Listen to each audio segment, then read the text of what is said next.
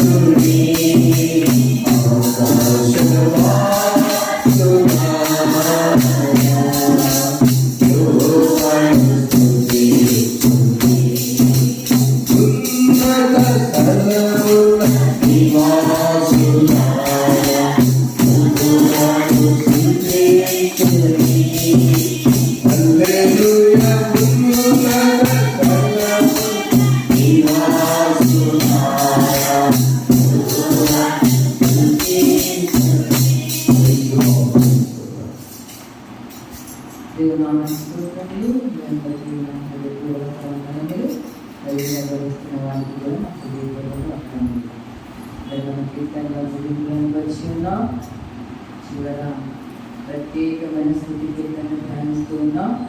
ఈ ప్రత్యేకమైన స్తుతి కీర్తనలు 146 నుండి 5 కీర్తనలు 146, 147, 148, 149, 150.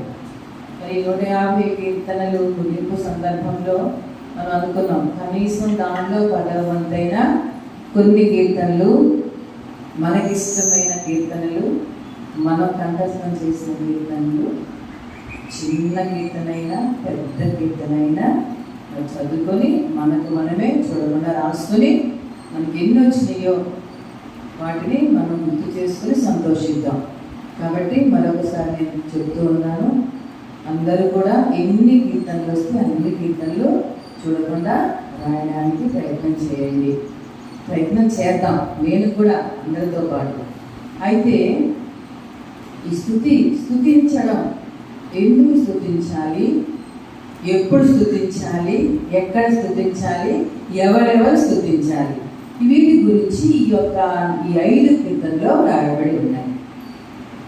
స్తుతించడం అంటే ప్రైజ్ చేయడం, పొగడడం, ఘనపరచడం, కొనియాడడం, వీటిని స్తుతించడం అంటారు. ఎందుకు ఒక వ్యక్తిని కొనియాడతాం?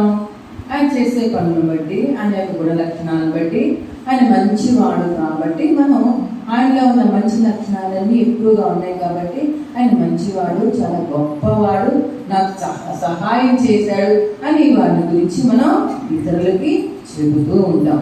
అయితే అన్నిటికంటే గొప్ప దేవుడు, అన్నిటిని స్తుతించిన దేవుడు మన దేవుడు. మరి మన దేవుడిని స్తుతించడం మనం మానకూడదు.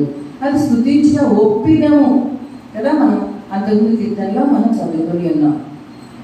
ఒప్పుకోవాల్సిందే, యెహోవాను స్తుతించాలి. ఎలాంటి పరిస్థితుల్లోనైనా, ఎక్కడైనా, ఎప్పుడైనా, ఎలాగైనా స్తుతించాల్సిందే. ఇప్పుడు ఈ కీర్తనలో రాయబడి ఉన్నది, ఎవరెవరు స్తుతించాలి? ఎవరెవరు స్తుతించాలి? ఆకాశవాసులు స్తుతించాలి, దూతలు స్తుతించాలి, ఆయన సైన్యం స్తుతించాలి, ఇంకా ఆయన చేసినటువంటి సూర్యచంద్రులు, నక్షత్ర నక్షత్రాలు, ఇంకా అన్ని స్తుతించాలి. చివరికి వృద్ధులు, బాలురు, ఎవరిని స్తుతించాలి? మానవులందరూ స్తుతించాలి. మానవులు మాత్రమే కాదు, జంతువులు కూడా స్తుతించాలట, పురుగులు కూడా స్తుతించాలట. ఇంకా ఇంకా ఇంకా చూద్దాం. చూడండి, ఎన్నో వచనం అంటే 8వ వచనం చూడండి. అగ్ని వడగండ్లారా, అగ్ని వడగండ్లు, హిమము, ఆవిరి, ఆయన ఆజ్ఞను నెరవేర్చు తుఫాను, ఇంకా ఫలవృక్షములు, సమస్తమైన దేవదారు వృక్షములు, ఇంకా మృగములు, పశువులు, నేలను ప్రాకు జీవులు, రెక్కలతో ఎగురు పక్షులు, భూరాజులు, సమస్త ప్రజలు, భూమి మీద ఉన్న అధిపతులు, సమస్త న్యాయాధిపతులు అందరూ స్తుతించండి. ఎలా స్తుతించారో ఒకసారి చూద్దాం, గుర్తు చేసుకుందాం. అగ్ని ఎలా స్తుతించింది దేవుణ్ణి ఒకసారి ఆలోచిస్తే పాత నిబంధన గ్రంథంలో నాకు గుర్తొచ్చింది. మోషే అక్కడ తన మందను మేపుతూ ఉంటే పొద కాలుతుంది, కానీ పొద మండిపోయి భస్మైపోలా, అగ్ని మాత్రమే మండుతా ఉండు, అంతేగాని ఆ పొదని మాత్రం కాల్చొద్దు అని దేవుడు ఆజ్ఞ ఇచ్చాడు. వెంటనే అగ్ని మండుతూ ఉంది, కానీ ఆ యొక్క పొదకి ఏ హాని లేదు. ఇంకొకటి ఆలోచిస్తే షడ్రకు మేషక అబేద్నెగోలు వాళ్ళని అగ్నిలో వేశారు. అగ్నిలో వేయడం మాత్రమే కాదు, ఇంకా 7 అంతల వేడిని ఇంకా పెంచారు. పెంచిన నువ్వు మండుతూ ఉండు అంతే, నా బిడ్డలకు మాత్రం ఏ హాని నీవు చేయవద్దు, నా బిడ్డల వస్త్రాలు కూడా అంటుకోకూడదు, నా బిడ్డ తల వెంట్రుకలు కూడా అంటుకోకూడదు, కాల్చకూడదు, అంతే. ఎంత నువ్వు ఎన్ని రెట్లైనా మండుతూనే ఉండు. నిజంగా అగ్ని జస్ట్ చిన్న మంటకే మనం వేస్తే కాలుతుంది కదా, బాధ, నొప్పి, చిన్న వేడికే. కానీ 7 అంతల వేడి ఏంటి? అగ్ని గుండమేంటి? గుండం అంటే ఎలా ఉంటుంది? మండుతూ కదా, చాలా వేడి. కానీ ఆయన ఆజ్ఞని నెరవేర్చు, అలా మండుతూనే ఉండు, నీ అంతగా మండుతుంది, అంతేగాని నీవు మాత్రం ఏమీ చేయకూడదు నా బిడ్డల్ని. అలానే జరిగించింది. ఇంకా పశువులు, పక్షులు, కాకోలములు ఏం చేసినాయి? ఏలియాకి ఆహారాన్ని నీవు తినొద్దు, నీకు మాంసం మొక్క వస్తుంది, రొట్టె వస్తుంది, జస్ట్ నువ్వు పట్టుకో అంతే, నువ్వు మాత్రం తినకూడదు, నువ్వు వెళ్ళి అక్కడ నా బిడ్డ ఉన్నాడు, నా బిడ్డకు అందించు, అంతే అందించింది. ఇంకొకటి భయంకరమైన వడగండ్లు. ఇశ్రాయేలు అప్పుడు ఎలా ఉంది? ఫరో కాలంలో ఇశ్రాయేలు ఉన్నటువంటి వాడశాల మీద, వాడ పశువుల మీద వడగండ్లు పడకూడదు. కేవలం నాకు వ్యతిరేకంగా ఉన్న వారి చేయాలి మాత్రమే నశించుకోవాలి. అక్కడ మాత్రం వడగండ్లు పడి, ఇక్కడ తన బిడ్డలకి వడగండ్లు పడలేదు. ఇలాగా ప్రతిదీ దేవుని స్తుతిస్తున్నాయి. ఎందుకంటే అవన్నీ ఆయన యొక్క చేతి పనులు.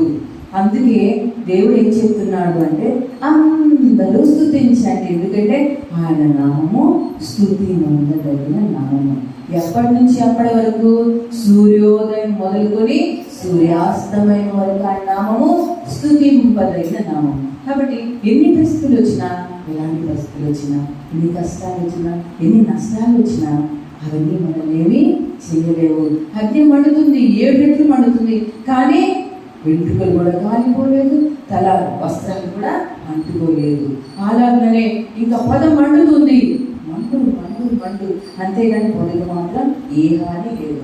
ఆ తర్వాత చక్కగా పొద మామూలుగానే ఉండిపోయింది, ఎండిపోలేదు. అలాగే ఆకాశ పక్షులు, అగ్ని, హిమము, ఆవిరి, పశువులు, మృగాలు. పశువులు ఓకే, కొంచెం సాధు జంతువులు. మృగం అంటే దానికి క్రూరత్వం ఎక్కువ, దాని యొక్క లక్షణమే చంపేయడం, దానికి ఏమీ ఉండదు. అలాంటిది దాన్ని సింహంలో వేసినప్పుడు జస్ట్ చూస్తూ ఉండు, నా సేవకుడు నా బిడ్డ వస్తున్నాడు, నువ్వు అలాగే చూస్తావు, నోరు మాత్రం మెదలిపోద్దు. క్రూరత్వం, సింహం అనగా నోరు వేసి గాండ్రించేటువంటిది సింహం. అలాంటిది నోరు చూసుకుని కాంతి ఇలా చూస్తూ ఉంటుంది. చూసిందంటే ఏం చేయొద్దు, అసలు నువ్వేం మాట్లాడుతాను. అలాగే మరొక చక్కగా కూర్చొని చూస్తా ఉంది కదా.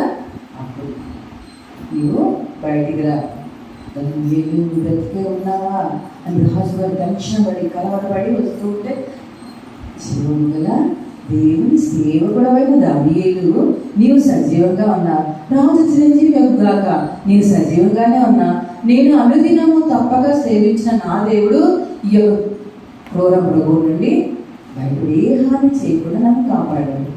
ఓకే, ఆ తర్వాత ఎవరిని వేశారు? ఆ దానియేలు మీద నిందలు మోపిన ప్రతి ఒక్కరిని దానిలో వేశారు. వారు కరెక్ట్గా అడుగు జస్ట్ ఆ గుహలోనికి వేయక ముందే బయటకు వచ్చేసింది. ఎముకలు కూడా లేకుండా మొత్తం మెత్తగా పిప్పి చేసి మానేసింది, పొడి చేసేసింది. అంటే ఇవన్నీ కూడా ఎంత క్రూరమృగాలైనా, ఎంత తెలివిలేని పశువులైనా, పక్షులైనా ఇవన్నీ దేవుణ్ణి స్తుతిస్తున్నాయి. అయితే దేవుని కోరికగా, దేవుని ఇష్టంగా తన రూపం చొప్పున చేసుకున్న మనుషులు. మీరు కూడా స్తుతించండి. స్తుతి మన పరిస్థితులను మారుస్తుంది. ఒక గ్లాసులో వాటర్ పెట్టి, మంచినీళ్ళు పెట్టి సగం ఉన్నాయి అనుకోండి, సగం ఉంటే ఒకరేం చెప్తారు, ఎన్ని నీళ్ళు ఉన్నాయి అమ్మాయి అంటే సగమే ఉన్నాయండి అంటారు. ఇంకొక దృష్టిలో చూస్తే సగమైనా ఉన్నాయి అన్నట్లు ఒకే పరిస్థితి. మనం చూసే దృష్టి వేరు. సగమే ఉన్నాయి అని చెప్పడమా, సగం ఉన్నాయి. సగమే ఉన్నాయని చెప్పడమా, సగమే ఉన్నాయి చాలు, సగమే ఉన్నాయి. ఇది పరిస్థితి, ఒకే పరిస్థితి. కానీ మనం ధన్యమంటాం, మనం చూసే దృష్టి వేరు. కాబట్టి ఎలాంటి పరిస్థితులన్నా మన దేవుడు మనల్ని ఒడ్డున వేయగల దేవుడు, మనకి ఎలాంటి హాని చేయని దేవుడు మనకున్నాడు. కాబట్టి మీరందరూ దేవుని స్తుతించండి. కాబట్టి స్తుతి మన పరిస్థితులను మారుస్తుంది. స్తుతి భూలోకమైన పరిస్థితులు, కార్యాల నుంచి పరలోకమైన కార్యాల మీద దృష్టి పెట్టేటట్లు చేస్తుంది. కాబట్టి ఈ భూమి మీద మనకు వచ్చేటువంటి అనేకమైన కష్టాలు, నష్టాలు ఏమైనప్పటికీ అవి మనల్ని ఏమీ మార్చాలి. అందుకే మనందరూ దేవుని స్తుతిద్దాం. మన కుటుంబాల్లో, మన సంఘంలో కూడా అనేకమైన విపత్కర పరిస్థితులు సంబంధించినప్పటికీ దేవుడు మనందరినీ కాపాడుతూనే ఉన్నాడు. అందుకే మనందరూ కూడా దేవుని స్తుతిద్దాం. ఇదే పాట పాడుతున్నాం.